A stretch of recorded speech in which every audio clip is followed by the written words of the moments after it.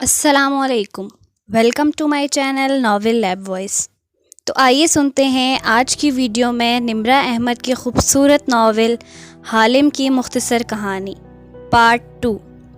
انہوں نے جنگل پار کر کے جس وقت جدید ملاقے میں قدم رکھا تو وہ وہی وقت تھا جب وہ قدیم ملاقے میں گئے تھے۔ 4 ماہ قدیم ملاقے میں گزرے مگر جدید ملاقہ میں وقت ٹھہر گیا تھا۔ ان کے باہر نکلتے ہی دروازہ بند ہوا اور زمین برابر ہو گئی، ساتھ ہی پولیس سائرن کی آواز آنے لگی، جس پر فاتح نے بتایا کہ ایڈم نے تمہیں گرفتار کرنے کے لیے پولیس بلائی تھی، مگر اب میرا نہیں خیال کہ یہ تمہیں گرفتار کروانا چاہے گا، اس لیے میں پولیس کو فارغ کر کے آتا ہوں۔ فاتح کے جاتے ہی تالیہ نے کڑ کر ایڈم کی طرف دیکھا اور کہا، گستاخ شاہی مورخ، تمہیں اس کی سزا ملے گی۔ جس پر ایڈم ہنس کر بولا، یہ جدید ملاقے ہے، یہاں آپ شہزادی نہیں چورنی ہے، جس پر تالیہ اسے گھور کر رہ گئی۔ فاتح واپس آ کر تالیہ کو سختی سے تاکید کرتا ہے، چاہے کچھ بھی ہو جائے تم دوبارہ وقت کا دروازہ پار نہیں کرو گی، جس پر تالیہ اس بات میں سر ہلا دیتی ہے کیونکہ اس کا بھی کوئی ارادہ نہ تھا، اسے اپنی آزادی پسند تھی۔ پھر ایڈم، تالیہ اور فاتح اپنے اپنے گھروں کو روانہ ہو گئے۔ البتہ اس سفر میں ایڈم اور فاتح کو پتہ چل گیا کہ KL کا پرائیویٹ انویسٹیگیٹر حالم اور کوئی نہیں، تالیہ ہی ہے۔ اگلے دن اسرا کی آرٹ گیلری میں پینٹنگ کی نیلامی تھی۔ تالیہ اور ایڈم بھی وہاں پہنچ گئے۔ تالیہ بے چین تھی کہ فاتح اب اسے کس طرح ڈیل کریں گے۔ قدیم ملاقے میں ان کا اچھا وقت گزرا تھا اور پیپر میرج ہی صحیح، مگر تالیہ اب اس کی بیوی تھی، مگر جو ہوا وہ ان کے وہم و گمان میں بھی نہ تھا۔ فاتح سب کچھ بھول چکا تھا۔ قدیم ملاقے میں گزرے 4 ماہ اسے کچھ یاد نہ تھا۔ ایڈم کو وہی پرانے باڈی مین اور تالیہ کو اسرا کی نمائش میں آئی لڑکی سے زیادہ کوئی اہمیت نہ دی۔ تالیہ اور ایڈم کو سخت مایوسی ہوتی ہے، انہیں کچھ سمجھ نہیں آتا کہ فاتح کیوں اور کیسے سب بھول گئے ہیں۔ تالیہ داتن کی مدد سے فاتح کی سرگرمیوں کی ڈیٹیل منگواتی ہے، کیونکہ داتن کی مدد سے ہی تالیہ نے سمی سے طلاق لی تھی۔ داتن ہر موڑ پر اس کی مددگار تھی۔ داتن سے معلوم ہوا کہ اس رات واپسی کے بعد فاتح کہاں کہاں گیا تھا۔ اس طرح وہ جدید ملاقے میں موجود شکار باز ذوالکفلی تک پہنچ جاتی ہے، جو وقت میں سفر کے راز اور تالیہ کے شہزادی ہونے تک کی تمام باتوں سے واقف تھا۔ تالیہ ذوالکفلی کو دیکھ حیران تھی، کیونکہ وہی اس کا استاد تھا جس نے اسے اسکیم اور ہر قسم کے تالے کھولنا وغیرہ سکھایا تھا۔ تالیہ اسے کہتی ہے کہ آپ بھی شکار بازوں میں سے تھے اور مجھے کبھی کچھ نہیں بتایا، جس پر ذوالکفلی کہتا ہے، شکار باز ہر دور میں موجود رہتے ہیں۔ اس نے مزید بتایا کہ فاتح میرے پاس اس رات آیا تھا اور ایک پرچی دی تھی تمہارے لیے، کیونکہ اس کے پاس اسی رات تک کا وقت تھا۔ صبح ہوتے ہی اس نے سب بھول جانا تھا، مگر کوئی بات تھی شاید جو وہ تمہیں بتانا چاہتا تھا کہ اگر وہ بھول بھی جائے تب بھی تم اسے یاد کرواؤ۔ تالیہ وہ پرچی گھر لے آتی ہے اور ایڈم اور داتن کے ساتھ مل کر اسے ڈی کوڈ کرتی ہے، جس پر لکھا تھا، اس کا قاتل اس کی فیری ٹیل میں ہے۔ داتن کے پوچھنے پر تالیہ بتاتی ہے کہ یہ آریانہ کے قاتل کا سراغ ہے۔ آریانہ فیری ٹیلز میں رہنے والی بچی تھی اور خود کو سنو وائٹ کہتی تھی، اور سنو وائٹ کی قاتل اس کی سوتیلی ماں تھی جو کہ ظالم ملکہ تھی، یعنی آریانہ کو اسرا نے مروایا، اور فاتح چاہتے ہیں کہ یہ بات میں انہیں یاد کرواؤں۔ تالیہ پرچی کو توڑ مروڑ کر پھینکتے ہوئے شدید غصے میں کہتی ہے کہ فاتح بہت خود غرض ہیں، انہوں نے اپنے مطلب کی بات ہی لکھی۔ مراد راجہ سے سودا کرتے وقت انہیں میرا خیال نہیں آیا کہ ان کی یادداشت کھو جانا کتنی اذیت کا باعث بنے گا میرے لیے۔ تالیہ ان کو یاد نہیں، مگر آریانہ کی محبت بھولنے سے پہلے بھی سراغ چھوڑ گئے ہیں۔ ایڈم تالیہ کو سمجھاتا ہے کہ ان کی مجبوری تھی، اگر وہ مراد راجہ سے سودا نہ کرتے تو ہمیں چابی نہ ملتی، اور آریانہ ان کی بیٹی تھی، اس لیے فاتح کا جذباتی ہونا جائز ہے۔ تالیہ کوئی جواب دیے بنا اپنے روم میں چلی جاتی ہے۔ داتن ایڈم کو ڈانٹتی ہے کہ تم کیوں فاتح کی طرفداری کر رہے ہو؟ تالیہ کو فاتح سے بدگمان ہونے دو، تبھی تو تمہیں تمہارا پیار ملے گا۔ جس پر ایڈم کہتا ہے کہ چے تالیہ جتنا بھی غصہ کریں مگر ان کی خوشی وان فاتح ہی ہیں، اور میں چے تالیہ کو خوش دیکھنا چاہتا ہوں۔ تالیہ فاتح کی باڈی وومن کی جاب حاصل کر کے ہر وقت فاتح کے ساتھ رہتی ہے اور الیکشن جیتنے میں ہر ممکن مدد کرتی ہے، اور بالآخر ان کی کوششیں رنگ لاتی ہیں۔ فاتح وزیر اعظم بن جاتا ہے۔ فاتح کو گزرے 4 ماہ خواب کسی کیفیت میں یاد آتے ہیں، جس کی وجہ سے وہ دن بدن پریشان ہوتا جا رہا تھا کہ آخر کون سی چیز ہے جو وہ بھول رہا ہے اور اسے خواب میں نظر آتی ہے، مگر کوئی سرا ہاتھ نہیں آتا۔ فاتح اپوزیشن پارٹی کے ایک ممبر سے اتحاد کرتا ہے تو تالیہ شدید ناراض ہو کر اس کے آفس جاتی ہے کہ آپ نے وزیر اعظم بننے سے وعدہ کیا تھا، کرپٹ لوگ آپ کی پارٹی میں نہیں رہیں گے، مگر آپ بھی روایتی وعدے کر کے اب وزیر اعظم بنتے ہی مکر گئے ہیں، اس لیے میں آپ کی جاب سے استعفیٰ دے رہی ہوں۔ آج سے آپ میرے لیڈر نہیں ہیں۔ سابقہ وزیر اعظم صوفیہ رحمان تالیہ کو گرفتار کر کے قید میں رکھتی ہے اور ان 6 دنوں میں تالیہ کا باہر کی دنیا سے رابطہ ختم ہو جاتا ہے۔ تالیہ پر چوری کے کئی الزامات لگائے جاتے ہیں۔ صوفیہ کا مطالبہ تھا کہ تالیہ ایران جا کر ایک کتاب چرائے، کیونکہ وہ اس کی سوتیلی ماں نے اس کے باپ کے خلاف لکھی ہے۔ بدلے میں صوفیہ رحمان اپنے سورسز سے تالیہ کے تمام کیسز ختم کروا دے گی، پھر تالیہ نئی زندگی شروع کر سکتی ہے۔ صوفیہ کا مطالبہ مان تالیہ ایران چلی جاتی ہے اور پبلشر بن کر صوفیہ کی ماں نیلوفر کو اعتماد میں لے کر اس سے کتاب حاصل کر اس میں تبدیلیاں کر کے پبلش کروا دیتی ہے۔ کئی اہم باتوں میں قابل اعتراض تبدیلی کی صفائیاں ہر جگہ نیلوفر دیتی ہے، مگر کوئی اس کا یقین نہیں کرتا، اور اس طرح تالیہ کے تمام ڈاکومنٹس کلوز کر کے صوفیہ اپنا وعدہ نبھاتی ہے۔ دوسری طرف KL میں فاتح کو یادداشت واپس نہ آنے کے باوجود پتہ چل جاتا ہے کہ اسرا نے ہی آریانہ کو مروایا تھا۔ فاتح اسرا سے کہتا ہے کہ شام میں گھر آ کر آخری دفعہ تم سے بات کروں گا، اس کے بعد تم اپنی شکل بھی نہ دکھانا مجھے، مگر اس کے گھر واپس آنے سے پہلے ہی اسرا خودکشی کر لیتی ہے اور ثبوت اس طرح کے چھوڑتی ہے کہ سارا الزام تالیہ پر آ جاتا ہے۔ پولیس تالیہ کی تلاش میں ہر جگہ چھاپے مارتی ہے، مگر وہ ذوالکفلی کے بیسمنٹ میں پناہ حاصل کی وجہ سے کسی کی نظر میں نہیں آتی۔ ایڈم رپورٹر بن جاتا ہے اور دن بدن ترقی کرتے اپنا ایک مقام بناتا ہے۔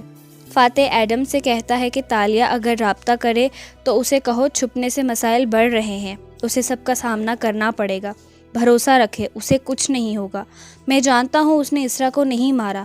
جس پر ایڈم کہتا ہے ٹھیک ہے، میرا رابطہ اگر ہوا تو میں ان سے کہہ دوں گا۔ اگلے روز ایڈم کی گاڑی پر فائرنگ ہوتی ہے۔ چونکہ اس نے نامور سیاستدانوں کی آف شور کمپنیوں کا راز فاش کیا تھا، اس لیے اسے جان سے مارنے کی کوشش کی گئی۔ ایڈم کو کچھ سمجھ نہیں آ رہا ہوتا کہ وہ کیا کرے۔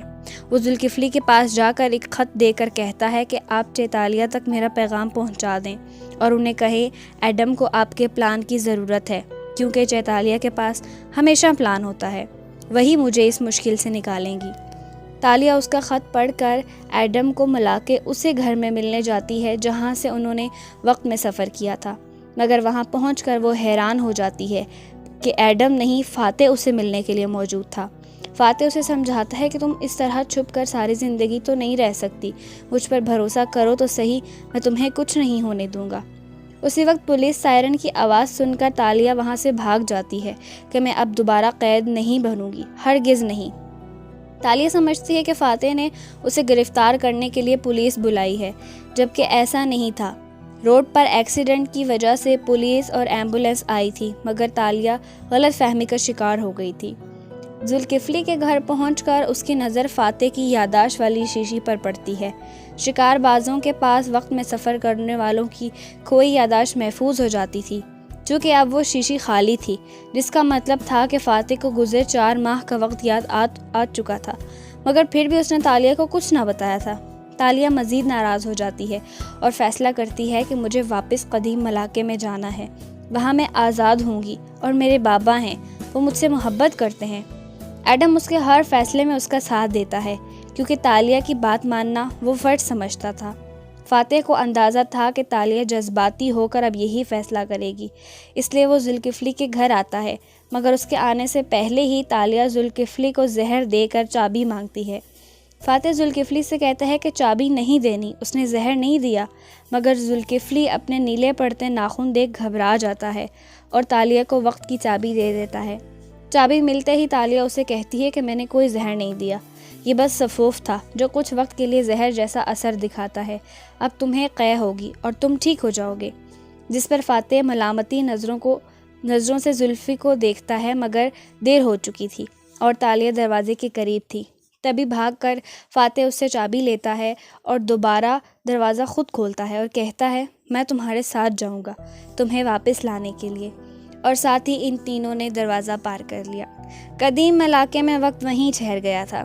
تالیہ کی واپسی پر مراد راجہ بہت خوش تھا، البتہ ایڈم اور فاتح کی واپسی اسے ناگوار گزرتی ہے، جس پر تالیہ راجہ کو کہتی ہے کہ ایڈم کو ایک عجیب بیماری ہے، ٹیومر کی طرح، مگر بڑھ نہیں رہی۔ اس کا علاج صرف آپ کر سکتے ہیں، کیونکہ کتابوں میں یہی لکھا ہے کہ آپ کے علاوہ کوئی اس کا حل نہیں جانتا۔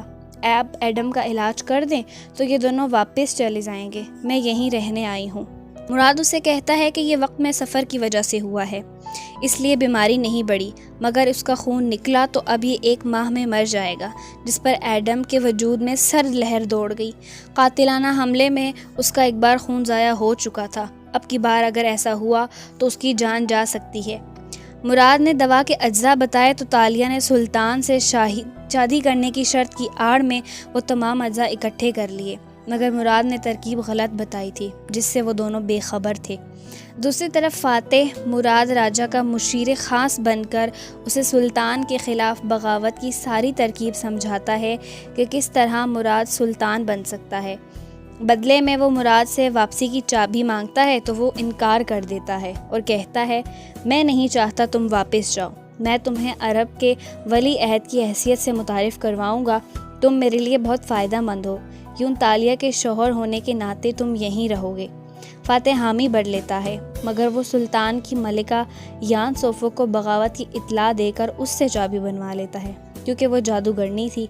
تالیہ اور ایڈم مراد کے ملازم کو خرید کر اس سے ایڈم کی موت کا ڈرامہ رچاتے ہیں، جس سے مراد کو یقین ہو جاتا ہے کہ اس کی بتائی غلط ترکیب کام کر گئی ہے اور اب کوئی رکاوٹ نہیں ہے، مگر جب تک اسے سارا کھیل سمجھ آتا بہت دیر ہو چکی تھی۔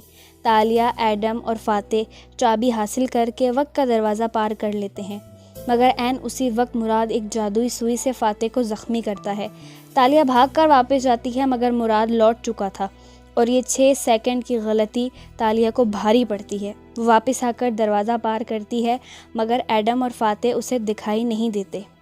جدید ملاقے میں آ کر اسے پتہ چلتا ہے کہ 6 سیکنڈ کی غلطی نے 6 برس کا فرق ڈال دیا تھا، یعنی جس وقت وہ جدید ملاقے میں لوٹی 6 برس گزر چکے تھے۔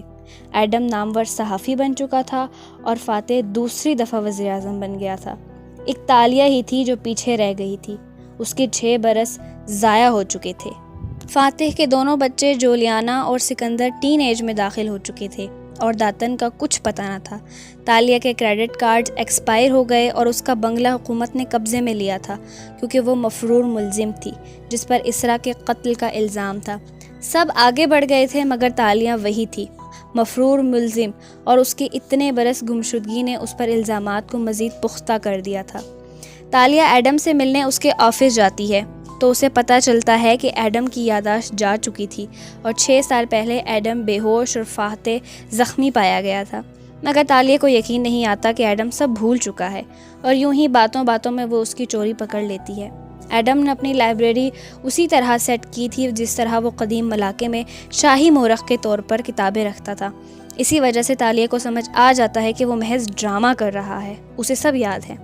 ایڈم اعتراف کر کے کہتا ہے کہ ہاں، میں نے ڈرامہ اس لیے کیا کیونکہ میں پرانی یادوں سے چھٹکارا چاہتا تھا، اس کے لیے یہی بہتر راستہ لگا۔ تالیہ جان چکی تھی کہ ایڈم اسے پسند کرتا ہے اور فاتح سے شادی ہونے کی وجہ سے وہ سب بھولنا چاہتا ہے، مگر یہاں وہ بے بس تھی، وہ ایڈم کے لیے کچھ نہیں کر سکتی تھی۔